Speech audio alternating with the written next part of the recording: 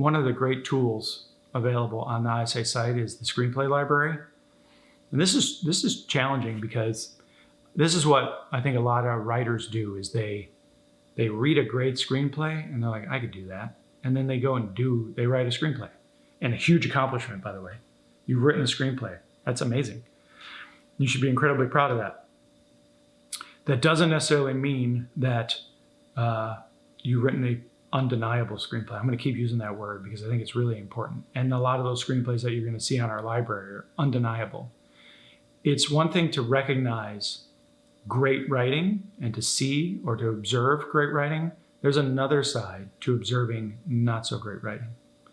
This is one of those things where I would encourage any writer to get on the judging panel or become a reader for a little while for a screenplay competition, to see all the submissions that come in, to see all the cliches that are written, to see all the mistakes that are made, and you'll see a lot of your own mistakes in the not so good scripts, the not so ready scripts, versus reading The Shawshank Redemption, which is a masterpiece. It's so easy to say we could do that, and you can. It's not to say that you aren't brilliant at your craft, that you could be. But even as you get better at your craft, why wouldn't you want to improve even more and recognize some of the mistakes that are very common? And when you read for a screenplay competition, you'll see so many mistakes. This is something I learned too when I was auditioning people for roles in films that I've done. And look, watch Mulholland Drive. There's a scene in there where Naomi Watts goes in after listening to other people audition. And every one of them went in and did the same bit. And she went and totally turned it around. And that's what you see in screenplays. It's the same bit. It's the same beat. It's the same note, like over and over and over again. The redundancies. You think it's something different.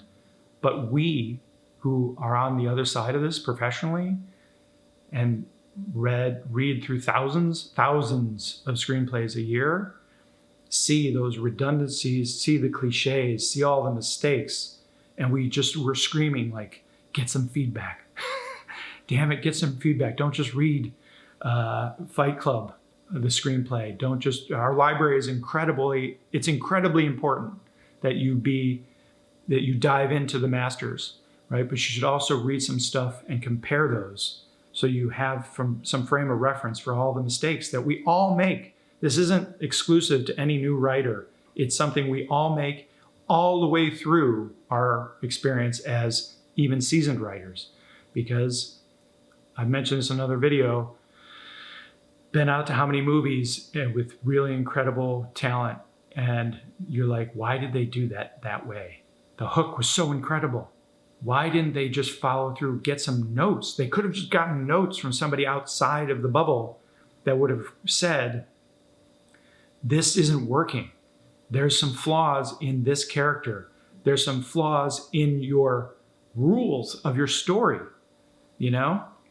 And that's really important to get that outside perspective, to have somebody else see it. But if you can do your own, participate as a reader on your own, you'll knock down a lot of that stuff right away. And then as you're writing, you'll look back and you'll be like, oh my God, I'm doing exactly that. I'm doing that exact thing that I'm screaming at the page, reading someone else's work. And I'm like, no, don't do that. And you're now seeing it in your material.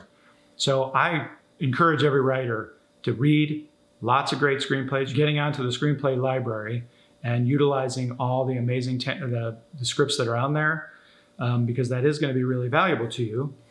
Just go to the website and you'll see the screenplay library on the nav bar. All you have to do is have an account, and you can access some 1,000 screenplays from some of the best writers in the world who eventually you'll be a part of.